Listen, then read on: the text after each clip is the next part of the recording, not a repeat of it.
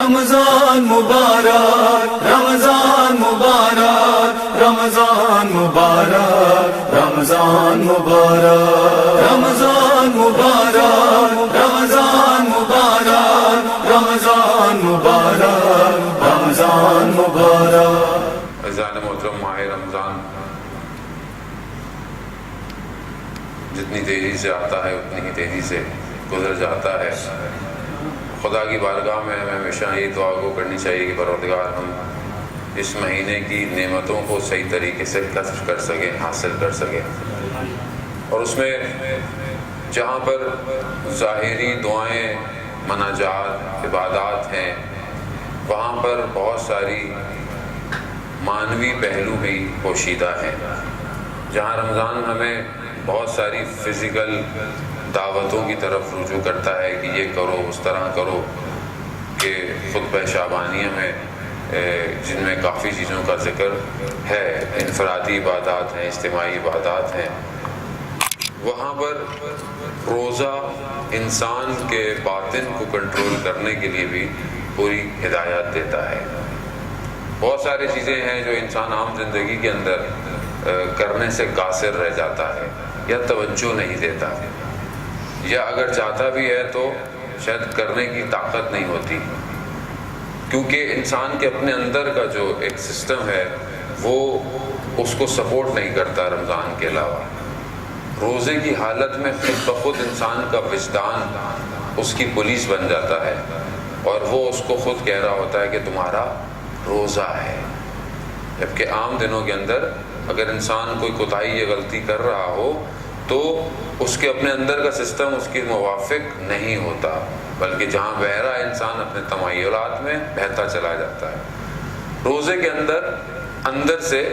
ایک آواز، اندر سے ایک ایسی، سمجھ لیں کہ ایک ایسی خود بخود فورس ڈیولپ ہو جاتی ہے جو انسان کو کہتی ہے کہ یہاں مت دیکھو، یہ مت کھاؤ، یہ مت بولو، یہ مت سنو، کیوں؟ تمہارا روزہ ہے۔ یعنی اب چاہے انسان اس پہ عمل کرے نہ کرے وہ ایک الگ بات ہے، کتنا عمل کرتا ہے کتنا، لیکن ایک وجدان اس کے اندر بیدار ہو جاتا ہے۔ اسی کے اندر سب سے امپورٹنٹ چیز جس کو روزہ انسان کو کنٹرول سکھاتا ہے وہ انسان کا رویہ ہے، وہ انسان کا ٹیمپرمنٹ ہے۔ وہ خاص طور پہ جب انسان غصے کی حالت ہوتی ہے روزہ اس کو آرام کرتا ہے۔ لیکن معاشرے میں ہم اکثر چیزیں اپوزٹ دیکھتے ہیں روزے کی حالت میں۔ یہاں پر تو شاید اتنا آپ کو ایکسپیریمنٹ نہیں ہوتا، لیکن اگر آپ پاکستان، ہندوستان ہو تو روزے کے ٹائم پر جو روڈ پر کیفیت ہوتی ہے، سڑک پہ جو ٹریفک ہوتا ہے،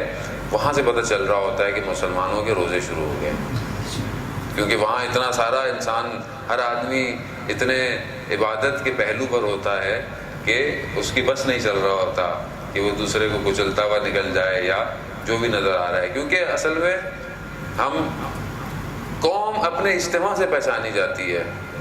عبادات جو ظاہر ہوتی ہے وہ اجتماع سے ظاہر ہوتی ہے، لیکن جہاں روزہ صبر کے لیے تلقین کہہ رہا ہے، صبر کرو،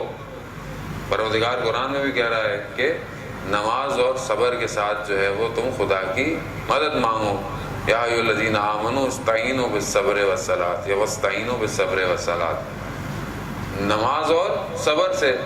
صبر یہاں روزے سے تفسیر کیا گیا ہے۔ آپ اگر انسان ویسے بھی بہت غصہ کرتا ہو، خاص طور پہ جوان، آج کل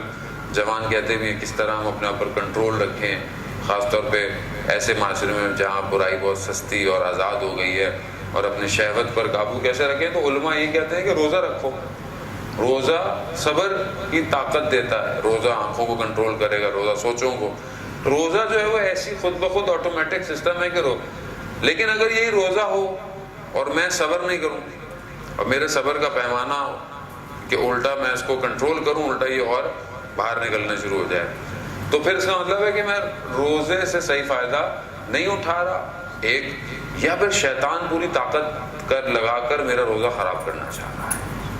کیونکہ ہم نے اصل میں شیطان کو تو کسی گنتی میں لیے ہی نہیں ہوا ہوا، کیونکہ ہم کہتے ہیں لو شیطان ہمیں کیا کرے گا، ہم خود بہت بڑے شیطان ہیں، شیطان ہمیں کون سا ڈسٹرب کرے گا۔ تو ایسے بھی لوگ تھے تاریخ میں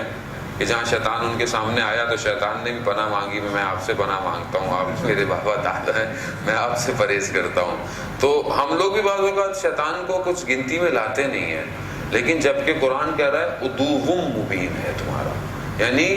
کھلا سخت ترین دشمن جو ہے تمہارا وہ شیطان ہے۔ اب شیطان ہے کہاں؟ آج کل کی دنیا میں شیطان کا تذکرہ بھی نہیں ہوتا بہت زیادہ، بس ہم بچوں کو کہہ دیتے ہیں بڑا شیطان ہے یہ،